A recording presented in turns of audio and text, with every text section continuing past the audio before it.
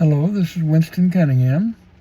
It is May 12th, 2025, the day of Wesak, actually. And what I want to talk about today is before the next step can successfully be taken, one must first fully realize where they are so that there is a beginning. When one has gone through the steps of change, the denial, anger, bargaining, depression, and finally acceptance, this acceptance is the only place that it is possible to move forward into something new or something that you're creating. So it is necessary to understand where you are. And where you are is where you have earned the privilege to be. And I say earned it because in the beginning, God gave every one of us everything He had. And what we do with it is what we do with it by choice. But before we can do anything with what we have to understand what we have. And that's 99% of the experience that we are having here is to understand what we have to work with and learn how to use it. So to attempt to go forward without first establishing where you are, let's pretend for a moment that you're lost in the wilderness and you don't know where anything is or what some things are. You see the trees and the rocks and maybe mountains and so forth, wherever you're lost at. But before you can begin to find your way home, you've got to decide some way where you are. Because until you understand where you are, there's no way to plan anything. You're just flittering around in the wilderness. And the wilderness in the Bible is symbolic of that bewilderedness. Wilderness has a similar ring to it. Although I haven't looked up each one to see what the real differences is, I suspect there's some similarity.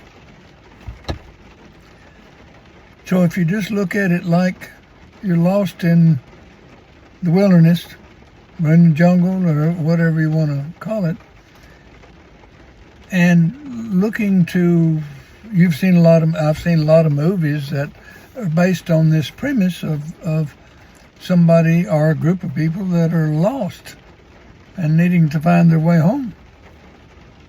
So they go through a lot of different things. And I'm reminded of this movie that I saw that had David Carradine in it. And he started the movie, he was playing the part of a guy who had to find a book that he had been told had all the answers. Everything was in this one book. So the whole movie was about him going through all the trials and tribulations, and he'd go to one place and he'd fight a bunch of people and, of course, naturally win. And then move on to the next, and he went through a whole bunch of different experiences and finally wound up to this place. There was a kind of like a boat dock, but there was a room that was afloat in some water, and nobody could get to it, and there was a guard inside to keep anybody from coming in. And so he defeated this person who was the guard, and now it was his responsibility to guard the book. after he had defeated this person, and he got in there and he opened the book, there was a mirror. So after going through all of this rigmarole, the turmoil and everything, he finds that everything is already in here. And that's what I'm stressing over and over, is that to find where you are, this is the place to look.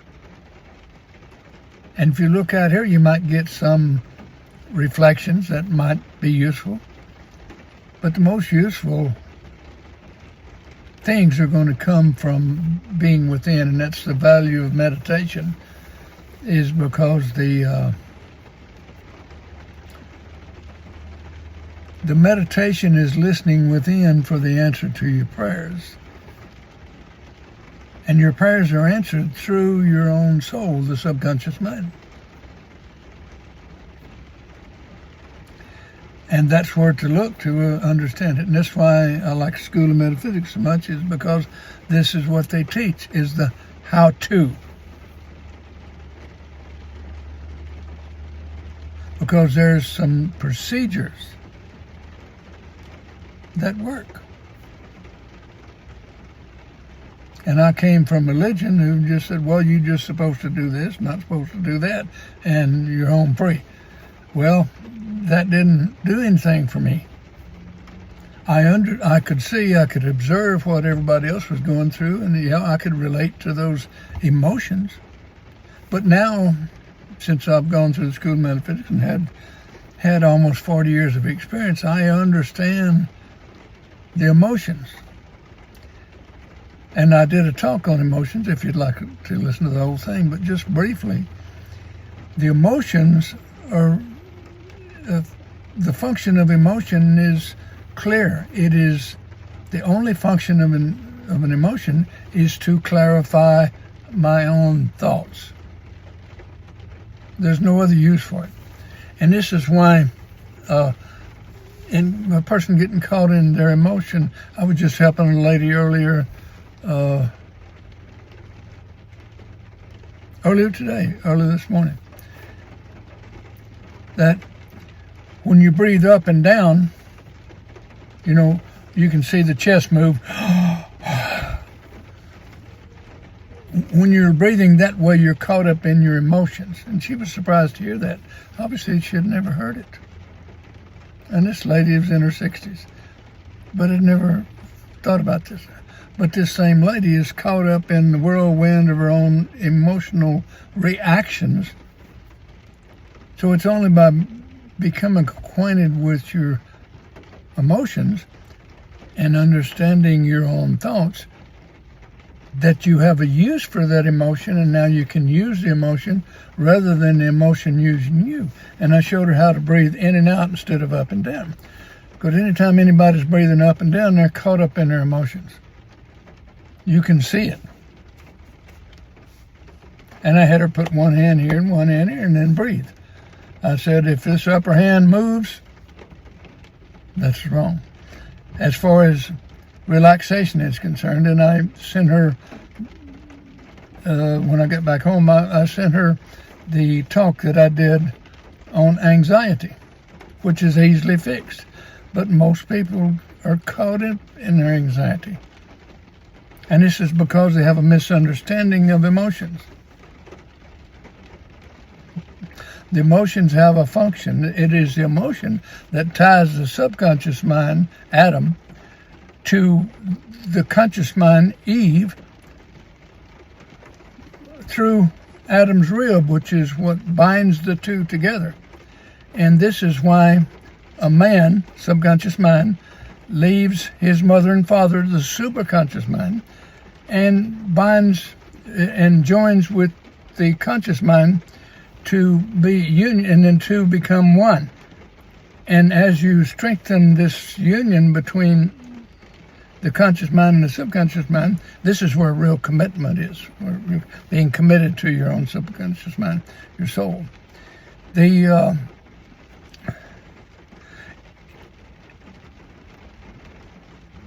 these two are bound together now. And this becomes what we call union, which is what yoga means, union.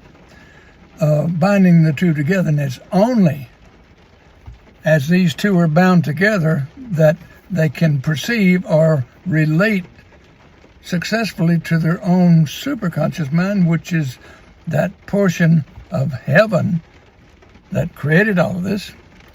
The heaven is the second coming of Christ, is the coming into bringing all of this awareness into the conscious, everyday consciousness. This is the second coming of Christ. It's not somebody showing up and saying, boo. And that's the way most people take it.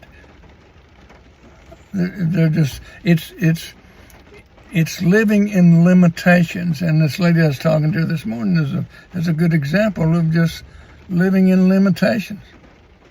Because it's clearly for me to see that she's controlled by her environment rather than rising above it so you can be in control. And it's her and her husband both are just plagued by waiting to see what their environment has to offer before they make a move, and so they're always feeling controlled.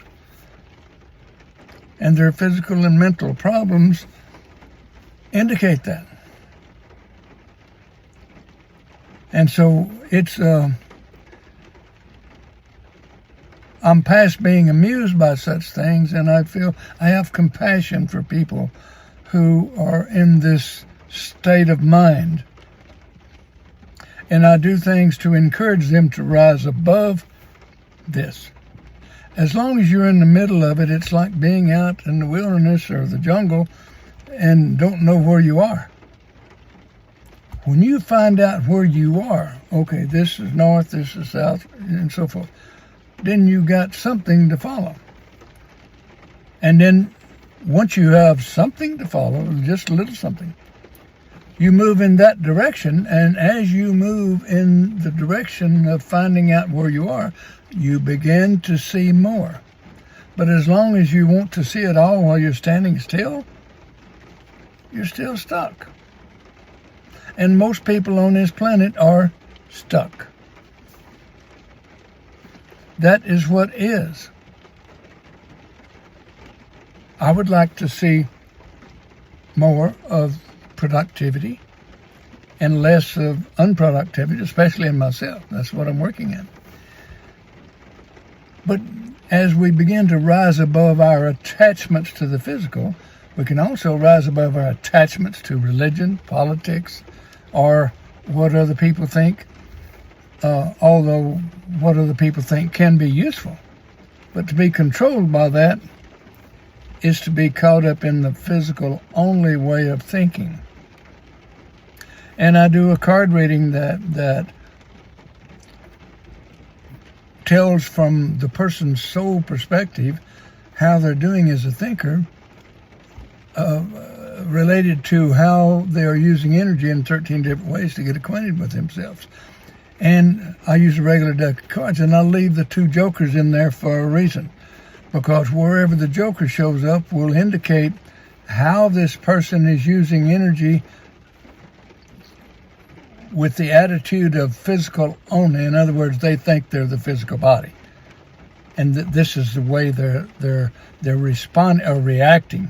Not responding, they're reacting to their own environment. And that's what this lady this morning was plagued with, and her husband is having a lot more problems than she is. But they're combined, they're unified in their misery. That's what's occurring. So if I can be any help at all, it is in telling them the truth about where they are. Now, if they're willing to hear, to the extent they're willing to hear, then that will be the extent to which they can gain some control. But if they continue to think that someone somewhere else is in control, or then their life depends on what happens outside themselves, then they'll still be lost. They're still in the jungle. They're out in the desert or and in the forest without any clue of where they are. So this, in order to take a step in the direction that you want to follow, you first have to recognize where you are, what's happening now. Remember Flip Wilson, the old TV show? He played a bit about the preacher, and when he's standing by the pulpit with his long scissor tails on, he would say, "I'm with the church of what's happening now." But now he had a popular TV show, and all of the well-known people wanted to be a part of his show. He had something special. And it amazed me. I was talking to a few young black people who had no idea who Flip Wilson was. And that kind of blew my mind. So,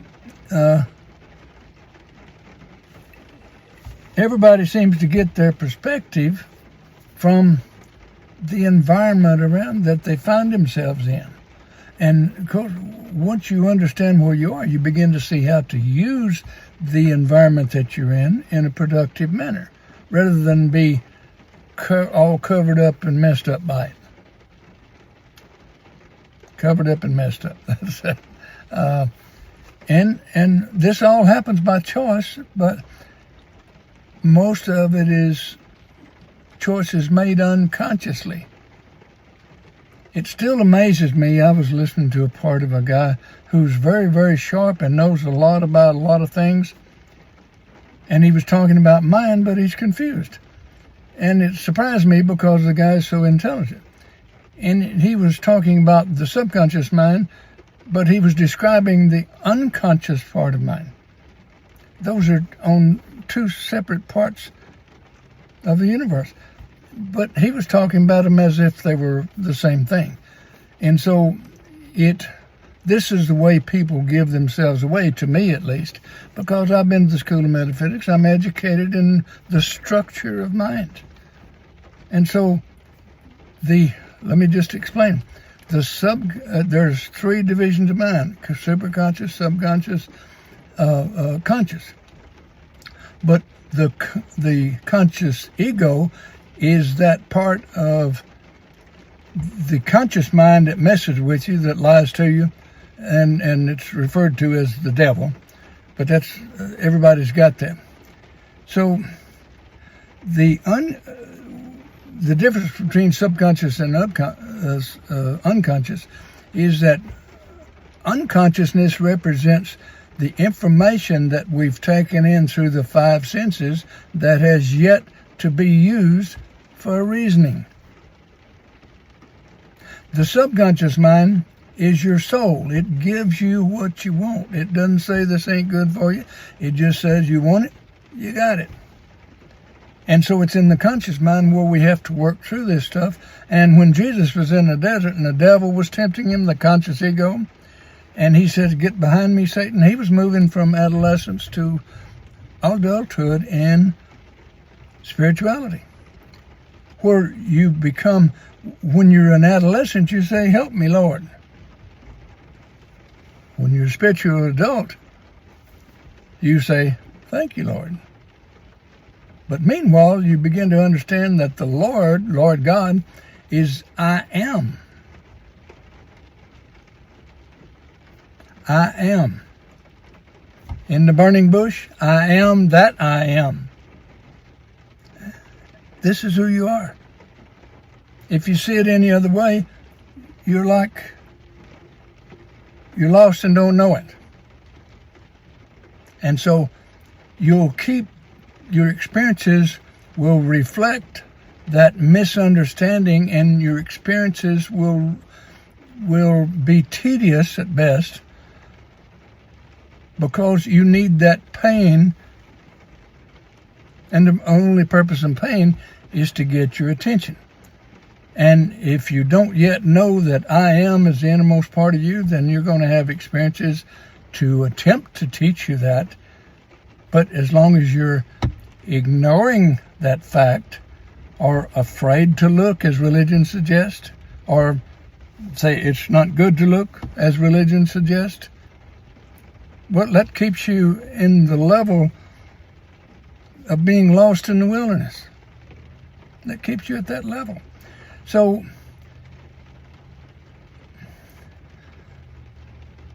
the only end to that pain is through understanding. And the only way to understand is to get into your experience, not be afraid of it. Go directly toward it. My friend who teaches mental training for rock climbing, he teaches that. And he has a different understanding than I do, but he teaches people how to overcome their fear. And he's always saying, instead of running from your fears, go directly toward it. And that's a different way of saying the same thing that I'm saying. And we have a lot of interesting talks, conversations. So, again, what I started with. When you decide to take a step forward, the most important part of taking that step forward is first, realize where you are. Because unless you can know where you are, you cannot successfully plan where to go. Now, even the blind hog finds an acorn once in a while, and so just blindly going forward, sometimes you stumble into some understanding through an experience that kind of wakes you up because it gets your attention through some painful experience. Pain gets your attention. This is all. If it's not getting your attention, then the pain increases. And it lingers. It's not rocket science. It's all relative to your choice. The truth will set you free. Everything else is BS. Before science. I'm Winston Cunningham. And I've got a new YouTube page, and the title is The Next Step. Thank you.